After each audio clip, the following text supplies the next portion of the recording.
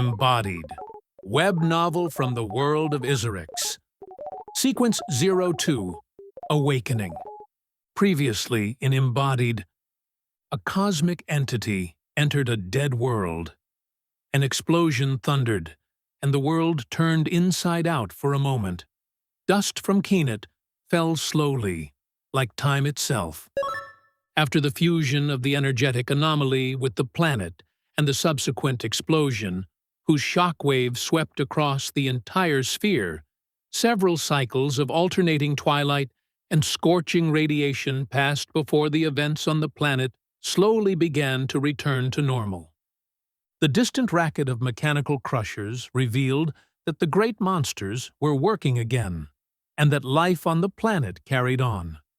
Dust, charged with electrostatic energy, resettled just above the surface, its dense particles once again obstructing the view of anything hidden within its depths.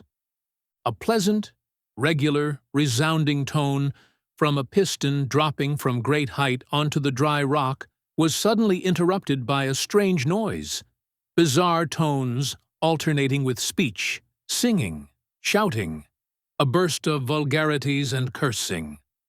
From behind a heap of Keenet, which at one point no longer resembled a coherent mass, but rather a pile of dumped rock, emerged BAXNAX. His optical devices allowed him to navigate well in the dust, and this time something caught his attention, something he either wanted to own or secretly sell, ideally for profit. BAXNAX was an experimental creation constructed by the inventor Izuron, who served a trio of clans as the primary executor of their brutal will. In some parts of the galaxy, he was therefore known as the Death Timer. After the war between the Alliance of Clans and the Dominion of the Unified Galactic System ended, he withdrew to the planet Isurix, where he continued his experiments, this time anonymously in locations no one knew about. Or at least, no one was supposed to know unless they were in his service, like BAXNAX. BAX-NAX was a hybrid constructed from mechanical components that once served as advertising beacons and information panels under the name BAXNEL. These were meant for visitors who occasionally wandered into Saurian, the largest city on the planet Isurix, until they were replaced by newer, static models. These devices functioned as informational, omnipresent assistants. They floated in front of stations and continuously repeated reports on weather conditions, the current phylum temperature outside the city in Delces, units measuring heat intensity, and updates on promotions that were supposed to guarantee visitors an unforgettable experience in the local, shady establishments. That is, if they still had anything left to pay for entertainment. BAXNAX was exceptionally well crafted. He housed a battery powered by technology that did not need replenishing through Arion, a device used on the planet as a dispenser of vital energy. Due to his cubic shape, the bottom was designed to autonomously absorb energy from the planet's surface. This info box, covered on all sides with flashing screens, could therefore roam anywhere across the planet, practically forever. This was the main reason Izuron began using these devices for his experiments.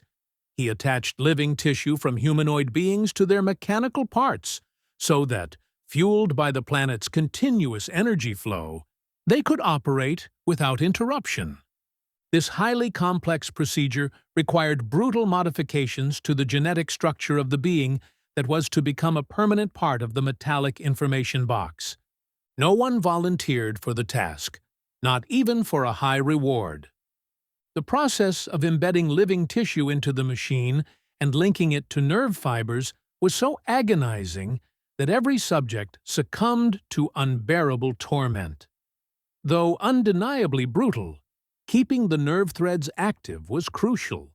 Only then could the nervous system remain functional after the procedure, inside the new biorobotic body connected to the tribionic energy renewal system. Such a hybrid was meant to retain its thought patterns and emotional perceptions, its ability to think and remember everything. However, all vital functions had to depend entirely on the machine's mechanics, ensuring the subject would continuously feel the pain of their living parts for the entirety of their existence. This process became the punishment for anyone who defied the alliance of the three most powerful clans in the galaxy: Ditan, Argary, and Razran. These clans systematically sought to eliminate every other lineage in order to seize total control over the Galactic Union. They openly endorsed this torture, disguised as research, and anyone who opposed their will was condemned to the Baxnell experiment. Such a defiant individual instantly became the tool of depraved experimentation. Experiments that, while advancing the Empire's technological prowess, simultaneously displayed its obsession with cruelty. Once someone earned the status of a condemned subject in this experiment, they were effectively sentenced to a long and excruciating death. That was also one of the main reasons behind the emergence of the faction known as the Dominion of the Clustered Galactic System, an alliance of the last resistors who had risen and actively fought back. However, it wasn't a group born of any specific clan lineage, which constantly vied for supremacy among themselves. The Dominion was a faction composed of those who rejected despotic oppression and of those who sought to benefit from the ongoing war. Among the most prominent figures who fueled this chaos with their actions was Naxnal, once a feared thief and black market dealer, who ruled over the territory of Ezitar III, located on the edge of the galactic belt within the clan domain. He gathered a gang of Ariti, unreliable but fiercely devoted thieves who lived for the craft.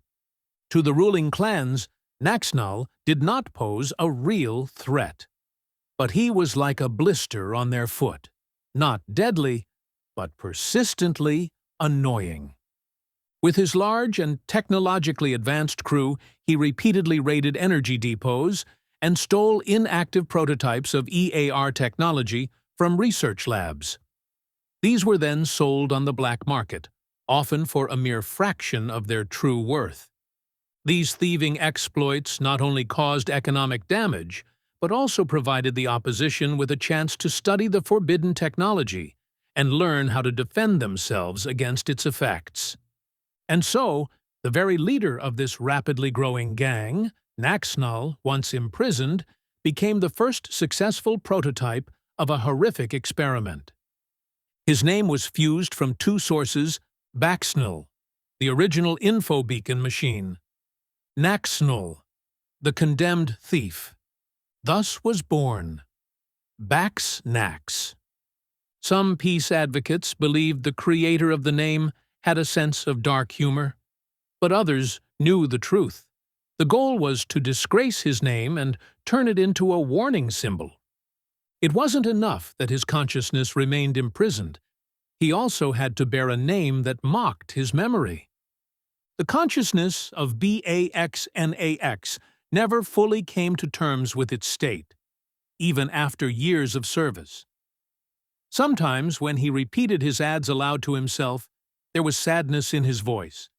The pain wasn't only physical, it was the awareness of a being that longed to not exist.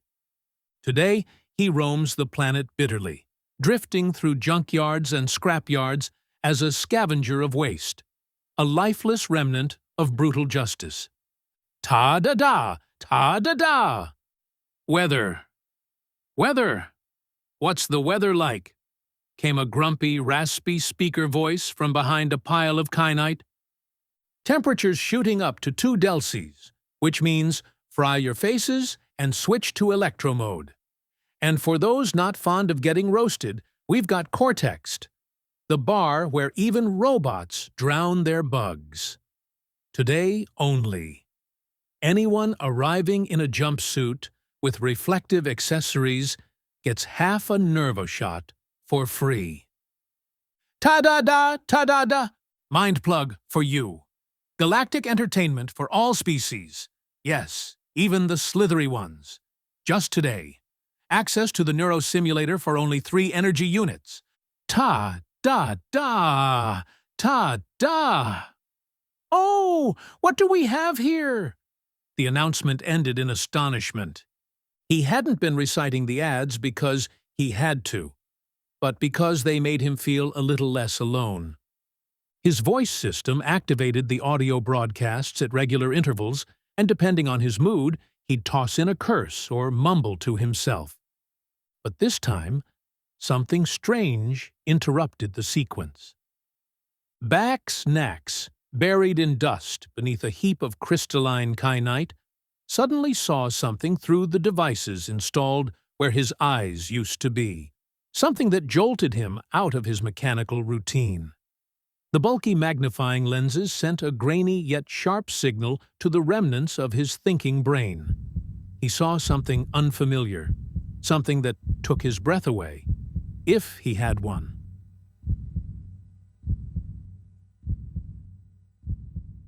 This was just a taste of the embodied story, and now it truly begins. If this world pulled you in, if you feel like you're part of something greater, don't let it end here. The story continues across multiple platforms, but most of all on the official website Embodiedbook.com. There you'll find new chapters, bonus scenes, and glimpses into the future of a story that's still being written. Don't forget, the dimensions are opening, and maybe your presence will decide where it all leads. Become part of the journey and discover what lies beyond the next chapter. The patron of this sequence is the Bookstore MARTINEL, a place for everyone who loves stories. The doors are open. Step into the story. MARTINEL.